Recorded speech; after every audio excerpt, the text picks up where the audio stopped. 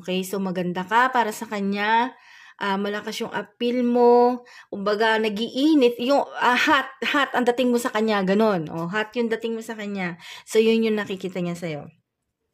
Na compare sa iba, hindi yun ang nakikita niya. Kumbaga, nagkakagusto siya sa iba, pero hindi kasing, kasing impact ng hot, yung init mo, kumbaga yung attraction, yung feminine energy mo, hindi katulad ng iba, okay? So, sa situation niya, some of you, ayun, may censored dito na,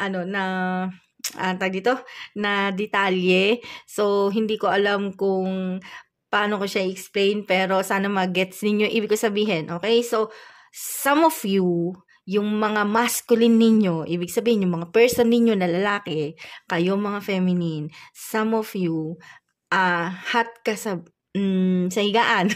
Alam mo na.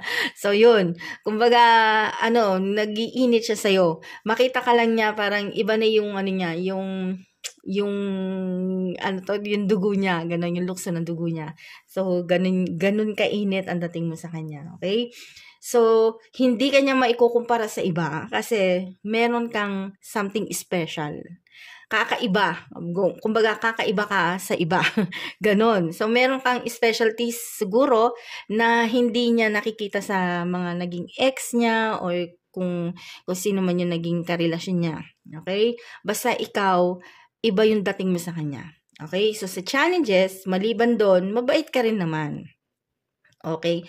Yun nga lang, ang ayaw niya sa'yo, may ayaw may negative. Ang ayaw niya sa'yo, masyado kang, ang tawag dito, mag-isip, may paranoid, paasa, ganon. Kumbaga yung undecisive sa lahat ng yung kumbaga hindi ka sigurado sa mga decision mo, ganon. So hindi rin siya sigurado sa iyo. Kahit na nakita niya na yung hinahanap ng isang lalaki sa isang babae, hindi pa rin siya sigurado sa iyo. Ganon yung nakikita ko sa kanya. Okay? So matalas daw yung dila mo. Masyado kang straightforward magsalita, masakit magsalita, yun yung natatamaan siya, ganon. Kumbaga, natatamaan yung ego niya, ganon. Ang gusto niya sa babae is, bukod sa kagandahan, ang gusto niya sa ugali ng isang babae is yung pasensyosa. Okay? Yung hindi palalaban, mataas ang pride, ganon. Ayaw niya. Okay, so hindi siya kontento sa iyo. Okay, so hindi siya kontento sa iyo. Ayaw niya lang ng ganun kasi napapraning daw siya. Sabi niya. Kumbaga, eto na humihiling na rin sa itaas